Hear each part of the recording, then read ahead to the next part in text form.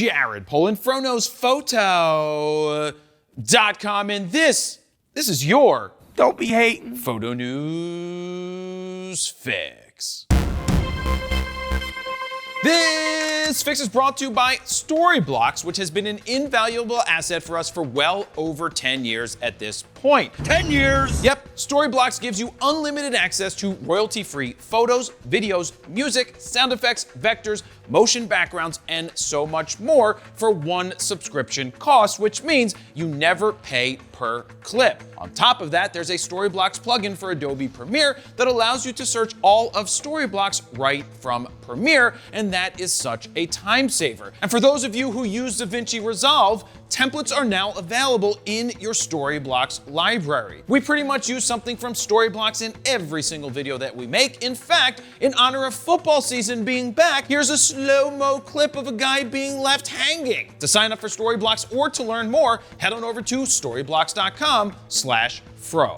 First up, I think I just found my new lens, but it might take a money truck to own it. This is the Viltrox 42 to 420mm t5.6 large format cinema zoom lens that's priced at $100,000. And guess what? It's not part of the Mount Alliance. This is Viltrox's second lens in their Luna series of cinema zoom lenses. The first one is a full frame 30 to 300mm T4 that can be yours right now if you have $65,000 and can wait 2 to 4 weeks as it's a special order from B&H. As I said, the 42 to 420mm version is designed for large format cinema cameras as it has a large 60mm image circle. Now it's pretty cool to see this lens zooming and focusing. It's kind of like they took a regular lens and did the opposite of Honey, I Shrunk the Kids. It's just so big. Now, if you're wondering if this lens has autofocus, the answer to that is yes, only if you have someone like this and their name is autofocus. This lens is so big that your mom, oh wait, that's not even in here. Yeah, again, this lens is so big, it has a built-in handle and weighs in at 16 kilograms or 35 pounds. Now, to put that into perspective, it would be like attaching Lord Stanley's cup to your cinema camera. Viltrox says this lens will be available before the end of the year and expects rental houses to be the first people that go ahead and purchase it because it's so damn expensive. Thoughts? Let me know down below. Next up, if you own a Sony A7R5, let's hope you didn't jump on the latest 3.0 firmware update right away. What? Why? I mean, if you did and your camera still powers on, consider yourself lucky, as for some, their cameras were bricked. Right now, Sony has pulled the firmware, but as a general rule of thumb, with all firmwares for pretty much everything these days, I suggest waiting at least a week or two before doing any updating. If you did update your camera, was your camera bricked? Next up, Leica has done it again. I did it again. Leica has released another digital rangefinder, but this time without an LCD screen. Leica has announced another digital rangefinder without an electronic viewfinder or an LCD screen on the back. Introducing the Leica M11-D. The M11-D is pretty much an M11, but without a screen or an EVF or functioning buttons that generally come with a fully functioning digital camera. Oh yeah, and for the privilege of not having a screen or an EVF, Leica's charging you an extra $400, making the M11-D $9,395. I wonder what that's in Canada. Probably like 8 trillion. You guys are dick. Now everybody say it with me at the same time because you're all probably thinking it. The D in the M11-D stands for... What did he say? Exactly. That's exactly what I was thinking. In terms of specs, the M11-D has a 60 megapixel full frame sensor, ISO dial on the back, where the LCD screen usually is, 256 gigabytes of internal storage, which will make Tony Northrup happy, ISO range from 64 to 50,000, shoots up to 4.5 frames per second, has Wi-Fi and USB-C, as well as content authentication.